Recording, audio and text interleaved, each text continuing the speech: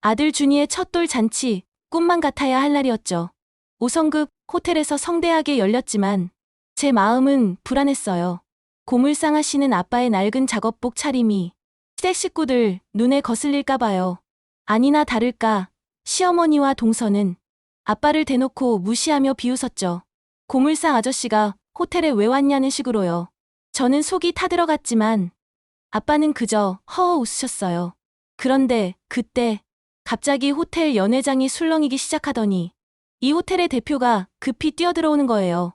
그리고 모두가 보는 앞에서 아빠에게 깍듯이 90도로 인사하며 회장님이라고 부르지 뭐예요.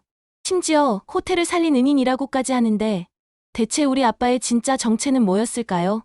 그리고 이 충격적인 반전에 시댁 식구들은 어떻게 변했을까요? 잠시 후 오디오 시작합니다. 청취 전 구독과 좋아요 부탁드려요. 아들의 첫돌 잔치를 앞두고 내 마음은 만감이 교차했다. 어렵게 얻은 아이였기에 기쁨은 말로 다 할 수 없었지만 돌아가신 엄마 생각에 가슴 한구석이 늘 저릿했다. 초보 엄마로서의 육아는 전쟁 같았고 하루하루가 고단함의 연속이었다. 그 모든 순간들이 주마등처럼 스쳐 지나갔지만 가장 선명하게 남은 기억은 역시 우리 아들 준이의 첫돌 잔치날이었다. 양가 모두의 첫 손주였기에 시댁은 준이의 돌잔치를 성대하게 치르기 원했다. 솔직히 나는 화려함보다는 축하의 의미가 중요하다고 생각했지만 시어머니의 기대를 꺾을 수는 없었다. 돌잔치 어디서 할 거니? 그날 내 손님들도 많이 올 테니 호텔에서 해라. 시어머니의 말씀에 나는 당황했다. 호텔이요? 어머님, 그래도 호텔은 좀 과하지 않을까요? 저희 결혼식도 호텔에서 안 했는데. 하지만 시어머니는 단호했다. 얘가 무슨 소리를 하는 거야. 우리 장손 첫돌인데 아무 데서나 할 수는 없지. 요즘 누가 돌잔치에 온다고 호텔에서 해야 하면이 살지. 무조건 호텔에서 해라. 알겠지? 그렇게 돌잔치 준비는 시어머니의 주도 아래 일사천리로 진행되었다. 한복부터 장식, 컨셉까지 시어머니의 손을 거치지 않은 것이 없었다. 남편조차 무슨 돈을 그렇게 쓰냐며 적당히 하자고 했지만 이미 시어머니와 동서는 그날 입을 옷까지 맞춰두고 들떠있는 분위기였다. 나는 손주를 사랑하는 어머님의 마음이라 이해하려 애썼다. 돌잔치 당일 나는 손님을 맡고 아이를 돌보느라 정신이 없었다.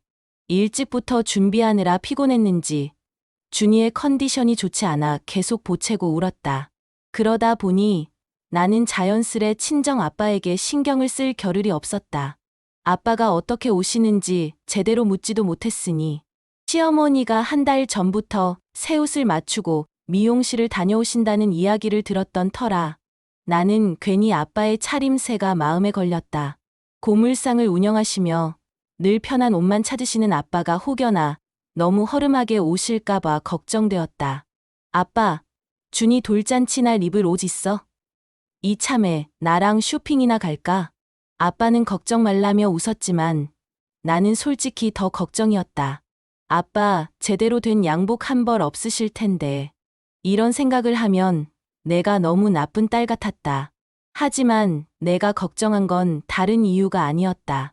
아빠가 너무 소중했기에 그 소중한 사람이 혹시라도 누군가의 시선에 상처받을까 두려웠던 것이다. 돌잔치 직전 나는 아빠를 발견하고 깜짝 놀랄 수밖에 없었다. 어머, 저기 저 사람 사돈 어르신이세요? 세상에 저게 대체 무슨 꼴이니? 사돈, 아직도 고물상하세요? 아, 그럼요. 아직도 하고 있죠. 사돈은 참 변함없이 한결같으시네요. 차림이며 여러모로 말이에요. 변함없이 한결같은 게 제 장점입니다. 그럴 게 아니라 어디 주방 가서 박스라도 얻어다 드릴까요? 어머, 그러시면 되겠다. 여기까지 오셨는데 빈손으로 가시면 아쉬우실 거 아니에요. 사돈 어른 가실 때 꼭 박스 챙겨가세요. 비웃음이 명백한 시어머니와 동서의 말에 나는 입술을 질끈 깨물었다. 마음 같아서는 무슨 소리를 하시는 거냐며 화라도 내고 싶었지만 속도 없이 웃고 계신 아빠를 보며 참을 수밖에 없었다. 정말 그럴까요? 아이고, 제 생각까지 이렇게 해주시고 감사하네요, 사돈. 덕분에 빈손으로는 안 가도 되겠습니다. 아빠, 손주 보셔야지. 아, 그래. 우리 손자부터 봐야지. 아이고, 우리 준이 드디어 1살이 되었구나. 드디어 돌을 맞았어. 우리 준이, 이 할아버지가 선물 가져왔지. 다행히 아빠는 시어머니와 동서의 말에 별 타격이 없으신 듯 허허실실 웃기만 했다. 평소에도 워낙 남의 시선을 신경 쓰지 않으시는 분이라 남들이 무슨 말을 해도 별로 신경 쓰지 않으셨다. 그래서 손자의 돌잔치 날도 본인의 차림새보다 손자를 위한 선물을 신경 썼을 아빠의 두 손에는 모두 나와 아들을 위한 선물만 가득 들려 있었다. 아빠에게서 선물을 건네받은 나는 순간 거칠거칠한 아빠의 손을 잠시 들여다보게 되었다. 떠올려 보면 아빠의 손은 늘 거칠었다. 어릴 적부터 아빠의 손을 맞잡을 때마다 따가워했던 기억이 있었다. 아빠의 손은 굳은 살로 뒤덮여 투박했고 세월에 쓸려 거칠었지만 그런 아빠의 손에서는 세상에서 제일 따뜻한 온기가 느껴졌다. 그래서 나는 그런 아빠의 손을 참 좋아했다. 어릴 적 우리 집은 형편이 넉넉한 편이 아니었다. 나를 낳고 얼마 안 되어 돌아가신 엄마를 대신해서 아빠가 홀로 나를 키워주셨다. 아빠는 혼자 돈을 벌어야 했고 나를 키워야 했고 혼자서 감당해야 하는 일들이 너무 많으셨을 것이다. 하지만 아빠는 한 번도 내 앞에서 힘든 내색을 하지 않으셨다. 하루 종일 고철 수레를 밀며 폐지를 주우시다가 다치셨던 날에도 고된 공사판 노동에 밤마다 파스를 붙이며 끙끙거리시던 날에도 아빠는 항상 내 앞에서 웃기만 하셨다. 우리 수아, 오늘은 학교에서 뭐 배웠어? 선생님 말씀 잘 들었어? 아빠는 없는 살림에도 늘 나를 살펴주셨다. 지금도 기억이 난다. 초등학교 시절 도시락을 싸들고 다녀야 했는데 아빠는 매번 새벽 일찍 일어나셔서 없는 솜씨에도 손수 내 도시락을 싸셨다. 김치에 밥을 볶아서 계란 프라이를 올린 도시락을 식지 않게 이불 밑에 넣어놓고 일을 나가곤 하셨다.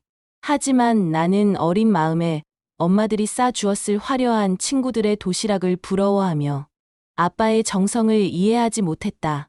한참 나중에서야 그게 얼마나 큰 정성이고 사랑이었는지 알았다.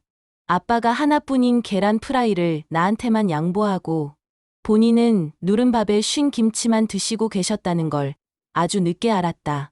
나도 자식을 키우는 지금 생각해보면 아빠가 힘든 상황에서도 얼마나 나를 열심히 키워오셨는지 알 수 있었다. 하지만 나를 키워내느라 아빠는 고생만 하고 뭐 하나 가져본 것도 누려본 것도 없으셨다. 내 졸업식, 입학식 날마다 빠짐없이 학교로 찾아오셨던 아빠는 그때마다 여기저기 해지고 낡은 차림이셨다. 하지만 그때마다 나는 매번 새 신을 신고 새 가방을 메고 있었다. 그렇게 어려운 시절을 지나고 여유가 생겼을 때에도 아빠는 자신에게만 늘 인색하셨다. 반면 나는 그런 아빠의 사랑을 듬뿍 받으며 사랑도 관심도 뭐 하나 부족한 것 없이 잘 자랄 수 있었다. 그래서 나는 그런 아빠가 늘 존경스럽고 자랑스러웠다. 아빠의 거친 손은 나를 위해 희생한 노력의 대가라는 걸 알기에 감사한 마음이었다.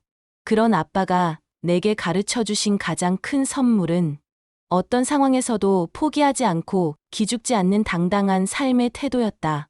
누군가가 업신여기고 무시하고 비웃더라도 나 하나만 당신을 믿으면 된다는 아빠의 한마디가 나를 그렇게 자라게 했다. 하지만 그런 아빠가 남에게 비웃음을 사는 일은 여전히 내게 마음 아픈 일이었다. 하물며 우리 아빠를 우습게 여기는 대상이 시댁 식구들일 때는 더더욱 말이다. 그날도 그랬다. 어머나, 손님들이 많이 오셨네. 거봐라, 호텔에서는 해야 손님들이 오신다니까. 요즘 누가 식당에서 돌잔치 하니? 이왕이면 이런 데서 해야 면이 살지. 그러게요. 예상보다도 많이 오셔서 너무 정신이 없네요. 예. 근데 너는 화장을 집에서 한 거니? 네. 아이 때문에 미용실 갈 시간이 없어서요. 왜 그러세요? 너무 별로예요. 아휴, 이왕이면 신경 좀 쓰지. 얼굴도 푸석푸석하고 피곤해 보인다. 나 좀 봐라. 아침부터 미용실 다녀온 보람이 있어 보이지 않니? 시어머니는 새벽부터 목욕의 미용실까지 다녀오셨다며 화려한 차림을 뽐내고 계셨다. 화려하게 잔뜩 부풀린 머리에 그날을 위해 일부러 맞춘 정장. 목과 손에는 눈이 부실 만큼 반짝이는 보석들이 주렁주렁 달려 있었다. 그런 화려한 차림의 시어머니는 사람들의 시선을 한 몸에 받고 계셨다. 누가 보면 손자의 돌잔치가 아니라 어머님이 재혼식이라도 하는 줄 알겠더라고. 그런데 그 옆에 시어머니를 같이 모시고 온 동서도 무슨 연예인처럼 드레스를 입고 등장했다. 둘째랑 나는 아침부터 바쁘게 준비했는데 너는 이게 뭐니? 정말 누가 보면 우리가 주인공인 줄 알겠다. 그러게요. 이미 다들 그렇게 보고 있는 것 같은데 형님 그래도 오늘은 중요한 날이잖아요? 그럼 신경 좀 쓰시지. 뭘 내가 주인공인가? 주인공은 우리 아들이지. 그래도 옷 갖춰 입고 나름 신경 쓴 건데 형님이 워낙 수수하게 생기셔서 그런지 옷이 좀 눌리는 것 같네요. 평소에도 동서는 그렇게 내 속을 긁는 편이었다. 동서는 SNS 중독의 온갖 유행을 다 쫓아가야 하고 남들의 눈이 제일인 사람이었다. 늘상 화려한 차림이었던 동서는 비슷한 성향의 시어머니랑 합이 잘 맞아서 나보다는 늘 둘째 며느리를 끼고 다니는 시어머니셨는데 그날 우리 아들 돌잔치에도 동서랑 같이 미용실을 다녀오셨나 보더라고. 동서 역시 시어머니 못지않게 화려하고 눈에 띄었다. 그러게 동서는 아주 화려해서 그런가 연예인 같다. 어머, 그래요? 아침부터 준비한 보람이 있네요. 근데 형님, 친정 쪽 식구들은 언제 오세요? 아직 아무도 안 보이시는 것 같은데. 그래. 사돈은 아직이시라니? 아, 금방 오실 거예요. 아까 전화드렸을 때 거의 다 오셨다고 하셨거든요. 너희 아버지는 어쩜 그렇게 매번 바쁘시니? 이런 날에는 좀 일찍 오셔야 할 텐데. 뭐가 그렇게 바쁘신 건지, 참. 평소 우리 아빠를 은근히 무시하는 듯하던 시어머니는 그날 역시 아빠가 늦으시는 걸 가지고 한 말씀하셨다. 어쨌거나 아빠가 빠듯하게 오시는 건 맞으니 나도 할 말은 없었다. 젊어서부터 바쁘게 사시던 아빠는 환갑이 넘은 지금도 여전히 늘 바쁘게 살고 계셨다. 이제는 나이도 있고 나도 여유가 있으니 좀 쉬시라고 말씀드려도 아빠는 언제나 내 도움을 거절하고 혼자 힘으로 해내려고 하셨다. 그러다 보니 자식들에게 용돈 받아서 여유롭게 지내시는 시어머니와 달리 우리 아버지가 더 바쁘실 수밖에. 그리고 그때 저 멀리서 아빠의 모습이 보였다. 어머, 저기 너희 아버지 아니니? 아빠. 아빠는 평소와 별다를 것 없는 허름한 차림으로 두 손에 작은 봉투와 흙 묻은 종이 가방을 들고서 연회장으로 들어오고 계셨다. 크고 화려한 호텔 연회장 안에 한껏 차려입은 사람들과 여실히 비교되는 아빠의 모습에 나도 순간 당황할 수밖에 없었다. 아니나 다를까 그런 친정 아빠의 모습을 본 시어머니가 놀라 까무러치려고 하시더라. 어머나, 사돈 차림새가. 아니 너는 아버지가 뭐 입고 오시는지 챙기지도 않았니? 그냥 아빠가 알아서 하시겠다고 그래서요. 그래도 날이 날인데 저게 뭐니? 고물상 일이 아무리 바쁘셔도 그렇지. 그런데 그 옆에 있던 동서가 한술 더 떴다. 그러게요, 형님. 사돈 어르신이 좀 너무하신 거 아니에요? 아무리 그래도 손자 돌잔치인데 호텔 돌잔치를 모르고 오셨어요? 누가 보면 여기에 일하러 오신 줄 알겠어요. 목소리 큰 동서의 말을 누군가 들었는지 주변에 있던 손님 몇몇이 피식 웃는 소리가 내 귓등을 때려왔다. 순간 내 마음도 얻어맞은 것처럼 멍이 들었다. 우리 아빠는 겨우 차림새 가지고 무시당할 뿐이 아니신데 아무것도 모르면서 아빠의 옷차림만 보고 무시하는 시댁 식구들과 주변 사람들이 참 밉더라고. 나는 속이 부글부글 끓었지만 참을 수밖에 없었다. 그 자리에서 내가 화를 낸다면 아빠는 자기 때문에 내가 좋은 날 얼굴을 붉혔다고 분명 자기 탓을 하실 게 뻔했으니까. 아무래도 날이 날이었기에 나는 참아야만 했다. 아무것도 모르시는 아빠는 귀여운 손자를 보고 싶어 들뜬 마음이 그대로 드러난 채로 웃으면서 다가오셨다. 아이고, 수아야. 아빠 아직 늦지 않았지? 오다 보니 길이 막혀서 말이야. 아빠, 우리 수아 고생 많았다. 그동안 준이 기르느라 힘들었지? 아니야, 힘들긴 무슨. 아빠야말로 오늘 힘들지 않았어. 시간 맞았으면 김 서방시켜서 모시러 가라고 했을 텐데. 모시러 오기는 무슨. 너나 김 서방이나 둘 다 바빴을 텐데. 그래도 우리 딸 오늘 참 예쁘다. 아빠와 잠깐의 회포를 푸는 사이 내 뒤쪽에서 누군가가 헛기침을 하는 소리가 들렸다. 바로 시어머니셨다. 내가 우리 아빠와 얘기하는 꼴도 못마땅한 건지 일부러 말을 끊으시는 눈치였다. 오랜만이시네요, 사돈. 아이고, 사돈이셨어요? 오랜만이십니다. 아니 저는 무슨 연예인이 있는 줄 알았네요. 하마터면 못 알아볼 뻔했습니다. 아니 뭐, 오늘 중요한 날이니만큼 신경을 좀 썼습니다. 예. 아휴, 오늘 아주 아름다우시네요. 예. 근데 사돈은 참 늘상 같으시네요. 변함이 없으세요. 아무래도 호텔이라 남들 이목도 있을 텐데 일하다가 오셨나 봐요? 금방 또 가보셔야 하는 거 아니에요? 아닙니다. 해야 할 일은 다 마치고 왔어요. 오늘은 우리 준이 돌잔치인데 제가 빠질 수가 있나요? 정장도 못 챙겨 입고 오신 거 보니 많이 바쁘신가 해서요. 요즘 고물상 일도 경기가 안 좋다면서요? 그래서 제가 사돈 걱정이 많이 됩니다. 아, 참. 여기 호텔 주방에서도 박스 많이 나올 텐데 이따가 좀 챙겨 가실래요? 아이고, 저를 생각해 주셔서 감사하네요, 사돈. 기어이 아빠를 무시하는 시어머니의 말에 나는 우라통이 터질 것 같았다. 지금 무슨 소리를 하시는 거냐며 따져 묻고 싶었는데 그 자리에서 그럴 수는 없었다. 다행인지 아닌 건지 아빠는 그런 시어머니의 막말에도 별다른 반응이 없으셨다. 자기를 무시한다고 생각하지 못하신 건지 아니면 어떤 말이라도 개의치 않으신 건지 그냥 걱정해 주셔서 고맙다고 하시고 넘어가시더라. 그 불편한 상황을 넘기기 위해 내가 다시 말을 끊어야 했다. 아, 아빠. 근데 그 손에 든 거는 뭐야? 준이 주려고 가져온 거야? 아, 이거. 맞다. 이거 전해줘야지. 별거는 아니고 준이 선물이다. 봉투는 나중에 집 가서 열어보고 이거는 나중에 준이 줘. 아빠는 내게 잘 접힌 흰 봉투 하나와 낡은 종이 가방 하나를 건네주셨다. 장난감이네. 바쁠 텐데 뭐 이런 걸 다 사왔어. 별거는 아니고 길 가다가 준이 생각나서 사 모았던 거야. 아직 이런 거 가지고 놀기는 어리겠지만 이제 돌이니까 또 세월 금방 아니냐. 어릴 적 나를 키우셨을 때처럼 아빠는 손자를 생각하고 계셨나 보다.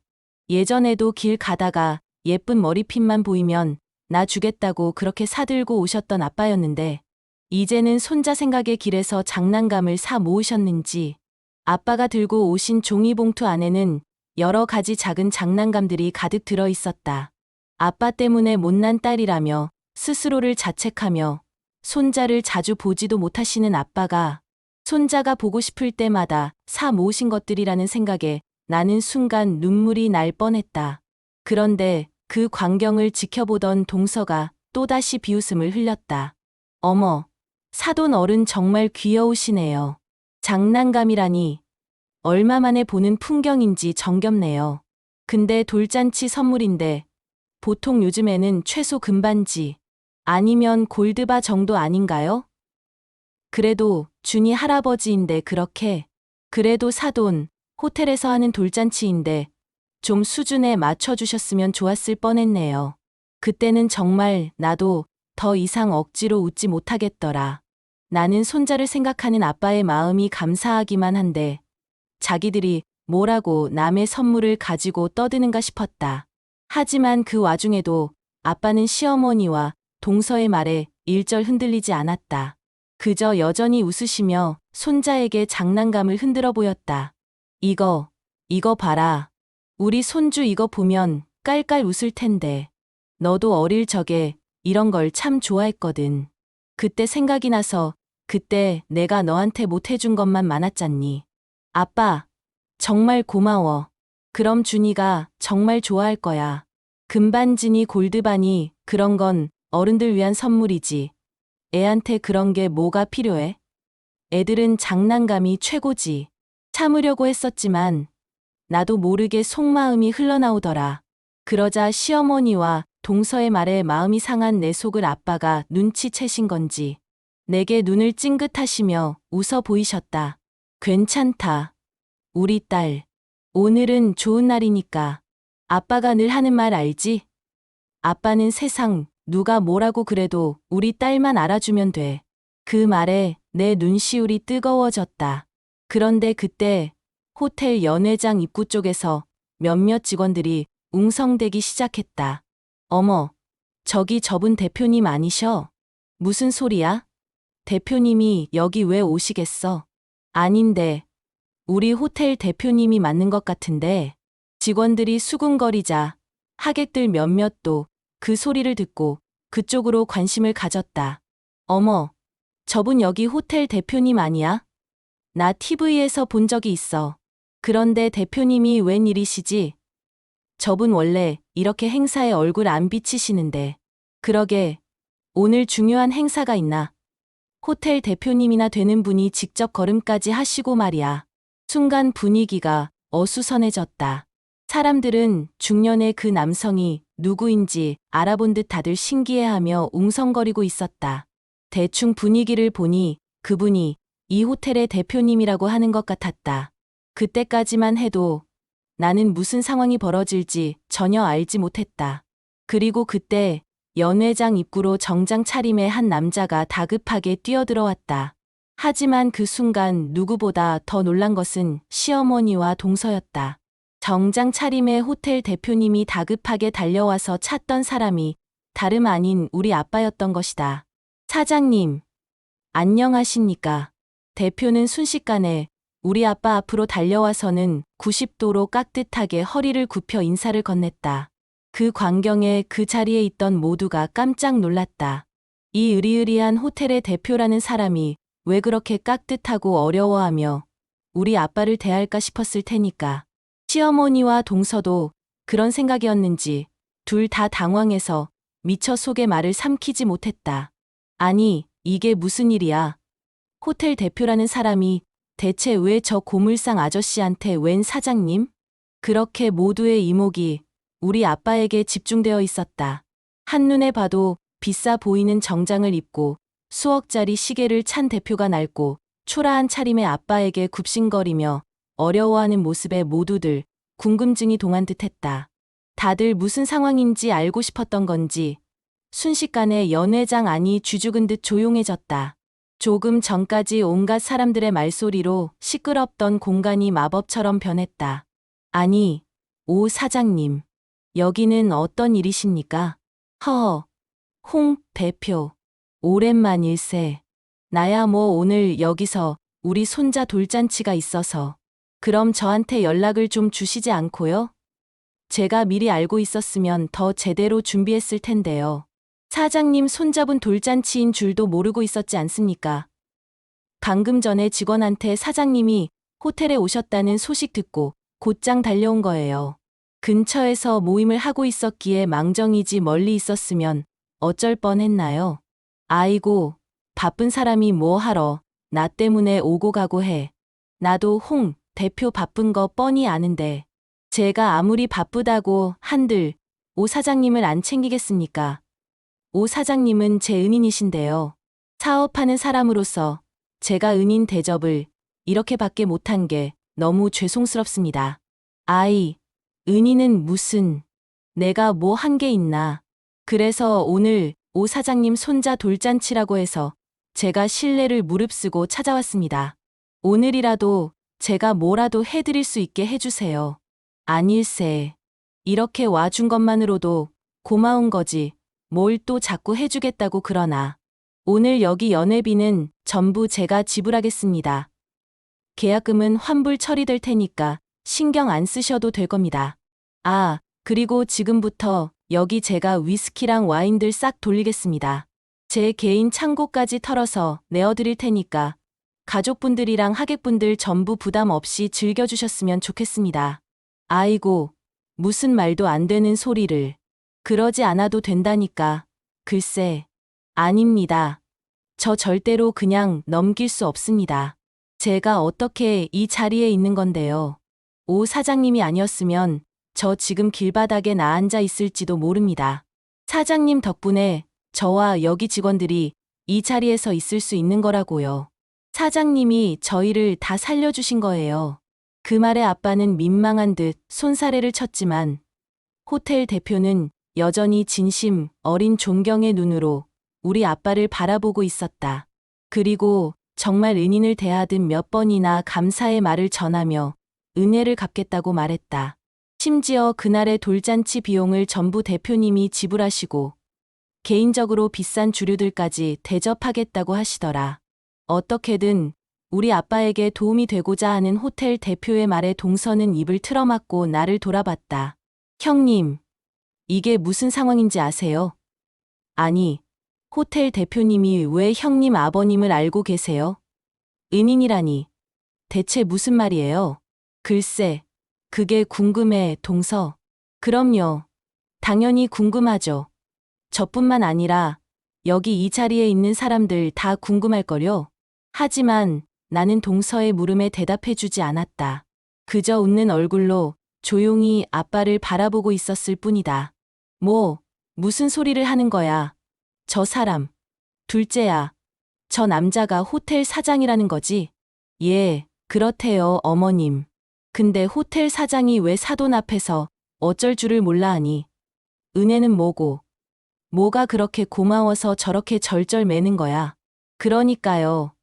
저런 대단한 사람이 왜 저런 작업복 아저씨한테 어머, 이리로 온다. 그때 아빠와 얘기를 마친 호텔 대표가 내게 다가와 정중히 인사를 건넸다. 안녕하세요. 오 사장님 따님 맞으시죠? 처음 뵙겠습니다. 예. 와 주셔서 감사해요. 바쁘실 텐데 괜히 번거롭게 해드린 게 아닌가 모르겠네요. 아닙니다. 번거롭다뇨. 다른 일도 아니고 오 사장님 가족 일인데 제가 모른 척할 수 있나요? 훌륭한 아버님을 두셔서 참 좋으시겠어요. 아버님이 얼마나 대단한 분이신지는 제가 직접 경험했으니 잘 알죠. 따님도 좋은 분 밑에서 잘 자라신 것 같네요. 네. 저도 저희 아빠 무척 존경해요. 세상에 어떤 대단한 누구를 데려다 놔도 비교되지 않을 분이시죠. 맞습니다. 그래서 저도 오 사장님을 많이 본받으려고 하고 있어요. 아무쪼록 와 주셨으니 식사라도 하고 가세요. 오시기까지 번거로우셨을 텐데 괜히 죄송해서요. 아닙니다. 지금도 제가 막무가내로 찾아와서 폐가 된 것 같은데요. 저는 이제 그만 가봐야죠. 그 전에 이건 아주 작은 제 마음입니다. 그리고 호텔 대표는 미리 준비해온 금빛 봉투 하나를 내게 조심스레 내밀었다. 빈손으로 올 수가 없어서 약소하지만 축의금을 준비했습니다. 아, 이러시지 마세요. 와서 인사해 주신 것만으로도 감사한데 이게 무슨... 아닙니다. 오늘은 축하하는 자리잖아요. 오 사장님 손자분의 돌잔치를 축하하는 의미입니다. 그러니까 그냥 기쁜 마음으로 받아주세요. 사실 더 해드리고 싶은데 다른 분들께 괜히 오해 사게 될까 싶어서 조용히 이것만 드리려는 겁니다. 나는 손사래를 치며 거절했지만 대표는 끝까지 내게 봉투를 건넸다. 그러자 시어머니와 동서가 다들 그 봉투가 궁금한지 와서 껄떡댔다. 아까 우리 아빠가 봉투를 건넸을 때에는 금반지니 골드바니 하며 비웃던 사람들이 말이다. 그렇게 호텔 대표는 마지막까지 아빠에게 깍듯하게 인사를 하다가 돌아갔다. 그리고 그 잠깐의 장면 하나로 연회장 전체가 뒤집히고 말았다. 아까 그분이 호텔 대표님이라며? 근데 왜 저런 사람한테 굽신거리고 절을 하는 거야? 저분 대체 정체가 뭐지? 대체 이게 다 무슨 일이야? 정말 대표가 물러간 뒤 모두들 쉽사리 입을 떼지 못하고 있던 그 상황에 아빠는 여전히 멋쩍게 웃고만 계셨다.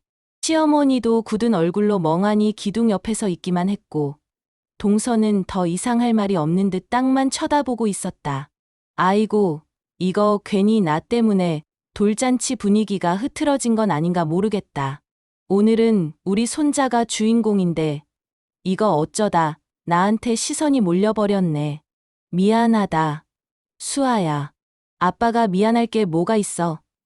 오히려 아빠 덕분에 대표님한테 축하까지 받았는데 호텔 대표님이 직접 달려와서 축하해주는 돌잔치가 얼마나 대단한 거겠어. 아마 여기 있는 손님들 다들 지금 얼떨떨할걸? 내가 망친 게 아니라면 다행인데. 아빠, 너무 멋있었어. 내가 제일 존경하는 아빠가 다른 사람한테도 존경받는 걸 보니까 괜히 기분이 좋네. 나는 머쓱해하는 아빠를 더 띄워드리며 칭찬을 아끼지 않았다. 낡은 옷차림 때문에 괜히 아빠가 괜한 눈치를 보지는 않으실까 싶었던 나는 더욱 목소리를 높여 아빠를 자랑스럽다고 말할 수밖에 없었다. 그리고 사람들은 호텔 대표가 약속도 미루고 달려와서 절절매일 만큼 존경한다는 우리 아빠가 어떤 사람일지 궁금해하는 듯했다. 그때부터는 더 이상 아빠의 차림새를 가지고 무시하는 사람은 없었다. 그리고 동서가 기어이 궁금증을 참지 못하고 내게 다그치듯 물었다. 형님, 솔직히 말 좀 해봐요. 지금 이게 무슨 상황이에요? 도대체 사돈 어르신이 그 호텔 대표랑 무슨 사이냐고요? 누가 보면 목숨이라도 살려준 줄 알겠다고요. 그게 뭐라고 그렇게 궁금해해, 동서. 그럼 안 궁금하게 생겼어요? 형님은 알고 계신 거죠? 그렇죠? 그럼 나는 알지. 나도 아빠한테 얘기를 들었으니까. 그러니까 그게 대체 뭐냐고요. 궁금해서 미치겠으니까 말 좀 해주세요. 사실 우리 아빠가 대표님한테 도움을 좀 주셨거든. 그때 시어머니도 끼어들어 내 대답을 재촉하셨다. 도움? 무슨 도움? 어떤 대단한 도움을 준 거야? 저희 아버지가 여기 호텔의 땅을 파셨어요. 땅? 예. 여기 호텔 뒤편 확장된 부지가 원래 저희 아빠 거였거든요. 500평 넘는 부지요. 거기가 원래 저희 아빠 고물상 자리였어요. 사돈 어르신이 땅이 있었다고요. 오, 500평. 아니, 그 금싸라기 땅이 사돈 어른 땅이었다고요. 왜 안 믿겨? 그럼 우리 아빠가 남의 땅에서 고물상하는 줄 알았어? 아니 그야 고물상이 뭐 그런 거 아니에요. 동서가 뭘 몰라서 그런데 원래 남의 땅에서 고물상하는 거 어려워. 사람들이 다 싫어하는데 어느 땅 주인이 자기 땅에 고물상 올리게 해주겠어. 그래서 우리 아빠가 열심히 벌어서 땅 사들이신 거지. 그렇게 고물상을 운영하셨던 거고. 저희 아빠 나름 땅 부자셨어요. 세상에, 너 그런 얘기 나한테는 안 했었잖니? 아빠 고물상 땅이 몇 평이라고 말씀을 드려야 했다는 건가요, 어머님? 글쎄요, 제가 그래야 할 이유를 몰라서요. 아니 그래도 어떻게 아무 말도 안 할 수 있어요? 형님, 나는 그동안 형님 친정 어려운 줄 알았는데 아무도 안 물어봤으니까 안 했지. 그래서 지금 말해주잖아. 아니 근데 그래서 사돈 어르신이 땅을 팔았다고 대표가 저러는 거예요? 그게 뭐라고? 호텔 측에서 아빠 고물상 땅을 몇 년 전부터 사려고 계속 부탁했는데 아빠가 주변 상인들한테 피해 안 주려고 계속 밀었었어. 호텔 측에서는 그 땅값의 5배를 불렀지만 돈은 중요하지 않다고 거절하셨지. 근데 결국 대표가 진심을 보여서 넘겨주신 거야. 그것도 그쪽에서 불렀던 5배가 아니라 원래 평균 시세대로만. 예? 아니, 뭐 하러요? 호텔이면 돈도 많을 텐데 이왕이면 많이 받으시지. 우리 아빠가 돈 때문에 전전긍긍하는 분은 아니시거든. 그때 호텔이 사정이 많이 어려웠는지 그 확장 공사가 유일한 희망이었는데 아빠는 그냥 그분을 도와주고 싶으셨던 거야. 아무튼 그래서 그때 우리 아빠가 아니었으면 호텔이 아예 망할 뻔했었지. 그래서 대표님이 우리 아빠를 은인이라고 생각하시는 거야. 세상에 너무 놀라서 말이 안 나오네요, 형님. 금수저였구나. 금수저는 무슨, 내가 무슨 금수저야. 그냥 우리 아빠가 여유가 있으신 거지. 사돈이 그렇게 대단하신 줄은 몰랐다. 전혀 몰랐어. 저희 아빠가 워낙 겸손한 분이시잖아요. 남들 앞에서 뭘 드러내거나 자랑하는 걸 싫어하시는 분이시라서요. 게다가 평생을 아끼기만 하시고 자신을 위해서는 써본 적이 없으셔서 그래서 차림새 때문에 오해를 많이 받는 편이시죠.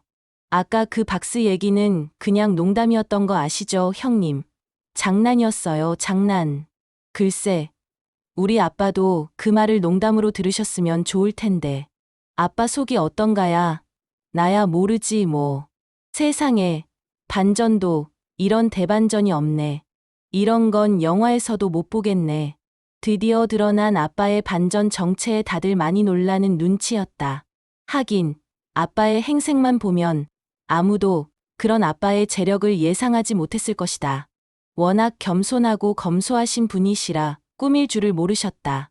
게다가 남들의 눈에 어떻게 보일지 그런 게 중요한 분이 아니다 보니 오늘 같은 일이 하루 이틀도 아니었다. 나는 아빠가 괜히 무시를 당하는 게 속상해서 말씀드리기도 했지만 그때마다 아빠는 차라리 더 좋다고 하셨다. 남들 앞에서 돈 자랑해봐야 돈 나갈 일만 있을 텐데 자기는 다들 불쌍해하고 잘해주니 얼마나 좋겠냐고 우스갯소리를 하시곤 했다. 아이고, 이거 홍 대표 때문에 내가 곤란해졌네. 이거 더 이상 숨기지도 못하고 어떻게 하냐, 수아야. 왜? 아빠 계속 아쉬운 척해서 덕 보려고 그랬어. 아니 뭐, 속이려고 그런 건 아니지만 남들이 챙겨주면 좋은 거 아니냐. 그래서 사돈도 나한테 폐지 얻어가라고 말씀도 해주시고 공짜로 그런 이득이 있으면 좋은 거지. 안 그러냐? 덤덤하게 말하는 아빠의 말에 시어머니는 얼굴이 새빨갛게 달아올랐다. 자기가 감히 함부로 무시할 수 없는 사람을 무시했다는 생각에 스스로가 부끄러우신 듯했다. 아니 근데 그럼 사돈은 왜 아직도 고물상을 한다고 그러세요? 호텔 부지로 넘기셨던 거 아니에요? 아, 그 땅은 팔았죠. 근데 제가 운영하던 곳이 하나 더 있었거든요. 2개요? 예. 아무튼 원래도 나이 드니까 힘에 부치기도 하고 그랬었는데 팔아버린 김에 하나만 운영하기로 했어요. 사실 저도 아빠 나이도 있으시고 이제는 좀 여유 있게 즐기시기를 바랐는데 아빠가 다른 분들 때문에 그만두지 못하겠다고 고집을 부리시더라고요. 다 다른 분들. 또 은인들이 있는 거야? 별거는 아니고 그냥 폐지 주워오는 노인들이요. 그 노인들은 저 없으면 힘들거든요. 요즘에는 제대로 고물값 쳐주는 것도 없고 받아주는 곳도 별로 없어서요. 그래서 그 사람들 눈에 밟혀서 그만둘 수가 있어야죠. 게다가 아빠가 무료 봉사도 하시고 그러셔서요. 그 동네에서는 우리 아빠가 산타 할아버지예요. 아빠 안 계시면 굶으시는 분들이 많아서요. 그래서 그분들 걱정에 못 그만두실 거예요. 아마 내가 그만두면 그 사람들 다 굶어야 할 텐데 그 생각을 하면 못 관두지. 아마 나는 죽을 때까지 이 일 하지 않을까 싶다. 아유, 그런 줄도 모르고 제가 너무 죄송해요. 그런 뜻이 아니었고요. 저기, 제가 사돈께서 그렇게 큰일을 하신 줄은 정말 몰라서 제가 무례했습니다. 오늘 제가 한 말들 다 잊어주시면 안 될까요? 무슨 말씀을요? 내가 무슨 말을 들었다고 생각하시나요? 아니, 제가 아까 무례하게 했던 말들이요. 남의 차림새를 보고 그러면 안 되는 건데, 그때는 상황을 몰랐으니까. 그게 너무 부끄럽고 죄송스럽네요. 압니다. 괜찮아요. 내가 워낙 복장도 복장이고, 사람들 눈엔 그냥 고물상 사장이겠지요. 남들이 저를 어떻게 바라볼지 저도 모르지 않아요. 애초에 꾸미고 와야 할 자리에 이러고 온 제가 잘못한 거죠. 근데 사돈이 이해를 좀 해주세요. 오늘도 일을 하다가 오는 바람에 제가 꾸밀 겨를이 없었네요. 아이고, 그러셨겠죠. 사돈이 그동안 무슨 일을 하시는지 제가 잘 몰라서 그랬습니다. 그렇게 남들을 돕고 좋은 일을 하시는데 옷 정도야 가볍게 입으실 수도 있는 거죠. 제가 너무 생각이 짧았습니다. 이해해 주신다니 감사하네요. 사돈 어르신, 저도 죄송해요. 진짜 제가 너무 철이 없었습니다. 말씀만 해주셨으면 저희가 어딜 감히 그런 말을 했겠어요. 죄송해요. 아이고, 됐습니다. 그럴 필요 없습니다. 말 안 해도 됩니다. 저는 원래 남의 말에 별로 신경 쓰지 않거든요. 그리고 오늘은 좋은 날이잖아요. 저 괜찮습니다. 원래 성격이 그래서 깊게 신경 안 쓰니까 너무 그러지 않아도 돼요. 아빠의 정체를 알게 된 시어머니와 동서는 서로 앞다투듯 사과를 전했다. 이제 와서 그런 사과가 무슨 의미가 있을까 싶었지만 아빠는 개의치 않는다며 두 사람을 용서해 주려 했다. 아빠보다 마음이 좁은 나는 쉽게 용서를 해주는 게 아쉬웠지만 그게 원래 우리 아빠니까. 시어머니와 동서는 자신들의 실수를 인정하고 부끄러워하는지 시선을 둘 곳 없이 고개를 푹 숙였다. 그들의 얼굴에 새겨진 건 단순한 부끄러움이 아니라 자신이 판단했던 기준이 얼마나 얕았는지를 깨닫는 후에 그 자체였죠. 그리고 그제서야 나는 아빠가 내게 주셨던 흰 봉투를 열어보게 되었다. 아빠, 근데 이거 지금 봐도 돼? 아이고, 집에 가서 열어보라니까. 뭐가 들었는지 궁금해서 그래. 이게 뭐야, 아빠? 그거 우리 손자 돌잔치 선물이다. 그냥 용돈 좀 담았어. 그걸로 아기 장난감도 사주고 고생 많이 한 수아 너한테도 뭘 해주고 싶어서. 나는 봉투를 열어보고 숨을 들이켰다. 편지나 축의금, 얼마가 들어있을 거라 생각한 봉투 안에는 채권 증서와 내 앞으로 된 적금 통장이 들어있었다. 그리고 통장의 잔액을 보니 눈을 의심할 정도의 금액이 찍혀 있었다. 아빠, 이게 대체 뭐야? 내가 고물상 일하면서 내 이름으로 조금씩 넣어둔 거야. 너 결혼할 때도 너희들끼리 알아서 하겠다고 그러고 아이 나왔을 때도 내가 해준 게 없니? 언젠가 너에게 도움이 되고 싶어서 모아두었던 거야. 그리고 그걸 이제서야 전해주게 되었네. 아빠에게 뜻밖의 선물을 받게 된 나는 그 자리에서 그대로 울어버렸다. 그동안 아빠는 한 번도 티내지 않으셨다. 아빠가 그렇게나 묵묵하게 나를 위해 준비해왔다는 걸 나는 그동안 전혀 몰랐다. 그리고 여전히 아빠가 나를 위해서만 살고 계셨다는 것을 다시 깨닫게 되었다. 수아야, 아빠는 그냥 이대로 행복하단다.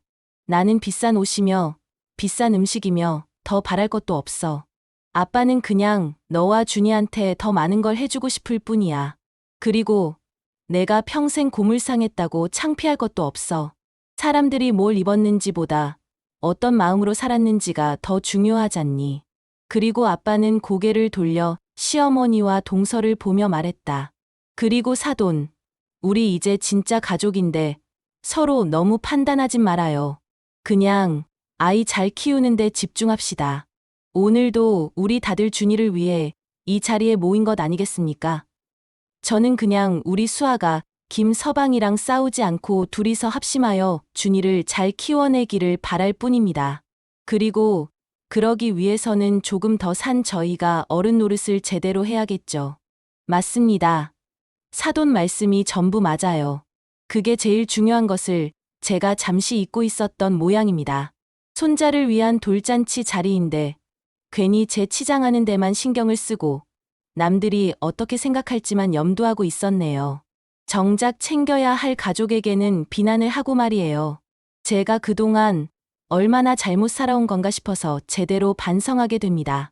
앞으로는 저도 사돈처럼 남들 시선보다 제 중심을 잡아가면서 살아야겠어요. 시어머니는 아빠의 말에 감명받은 듯 그렇게 말씀하셨다. 그리고 다행히 그날 내 아들의 돌잔치는 모두의 축복 속에 무사히 마칠 수 있었다. 그리고 그날 돌잔치가 끝나고 연회장을 떠나던 하객들은 하나같이 말했다.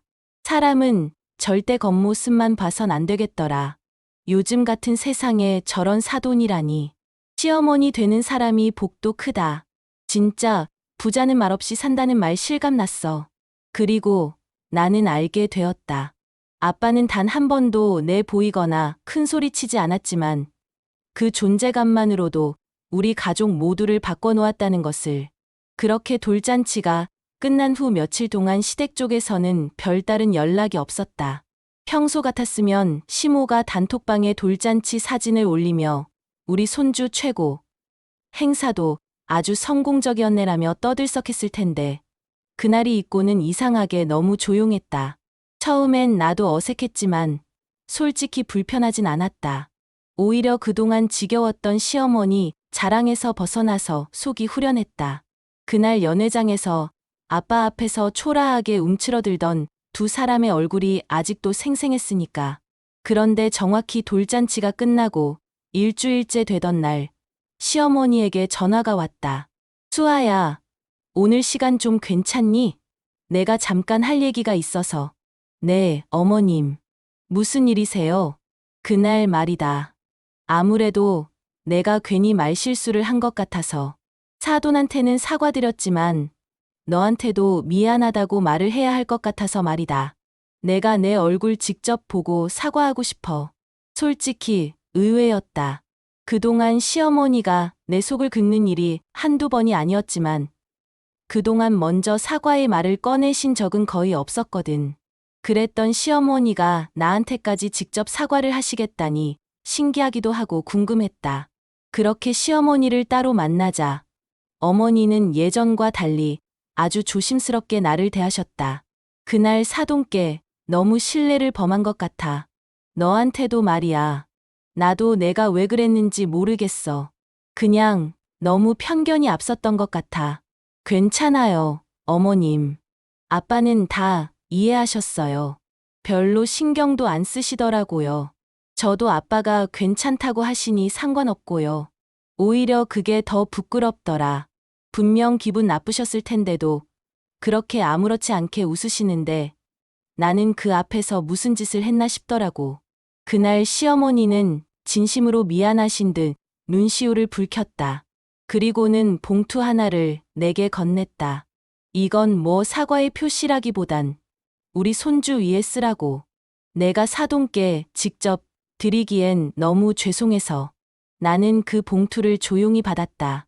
아마 아빠는 받지 않으시겠지만 내 마음을 담아 전해드릴 수는 있겠지. 그리고 그로부터 또 며칠 후 동서에게도 연락이 왔다. 시어머니와 달리 만나자는 말 없이 문자 한 통이었지만 평소에 거만한 동서의 태도와는 확실히 달랐다. 형님, 제가 형님으로 작은 꽃 배달 보냈어요. 카드 안에 쓴 말은 제가 진심 담아서 쓴 거예요. 사돈께 전달만 부탁드릴게요. 제발 부탁드려요. 동서의 메시지를 보고 나는 조용히 웃었다. 동서가 그래도 반성은 하는구나 싶었거든. 사람은 누구나 실수하죠. 하지만 진짜 중요한 건 그 실수를 인정하고 돌아보는 용기라는 걸 이번에 시모와 동서도 조금은 배운 것 같았다. 그리고 아빠는 여전히 고물상을 운영하시며 열심히 살고 계신다. 매일 트럭에 낡은 것들을 잔뜩 싣고 낡은 작업복에 검은 손으로 폐지끈을 묶으며 땀을 흘리신다. 하지만 나는 안다. 이제 그 모습을 함부로 우습게 볼 사람은 그 어디에도 없다는 것을. 그리고 그날 밤 나는 아빠가 내게 주셨던 통장을 다시 들여다보았다. 1,000원, 5,000원. 여유가 생길 때마다 조금씩 통장에 내 몫을 입금하셨을 아버지. 아버지가 수십 년간 통장에 기록하신 내역들을 바라보며 남몰래 눈물을 훔쳤다. 그리고 내 기억 속 아빠의 모습을 떠올렸다. 고물상 마당에서 작업복 입은 채로 나를 안고 있는 아빠, 교복 입은 내 뒤에서 미소 짓던 아빠, 그리고 지금의 손주를 안고 있는 아빠까지. 세월은 흘렀지만 아빠는 언제나 나와 우리 가족을 지켜주고 있었다. 그리고 나는 언젠가 우리 아들 준이도 나처럼 아빠를 자랑스러워하게 될 거라 생각했다. 그리고 나도 진짜 사람의 가치를 알려준 우리 아빠처럼 아이에게 자랑스러운 부모가 되기로 다짐했다. 오디오 재미있게 들으셨나요? 다음에도 더욱 감동 있는 사연으로 찾아뵙겠습니다. 구독과 좋아요는 제가 영상을 만드는데 힘이 많이 되어요.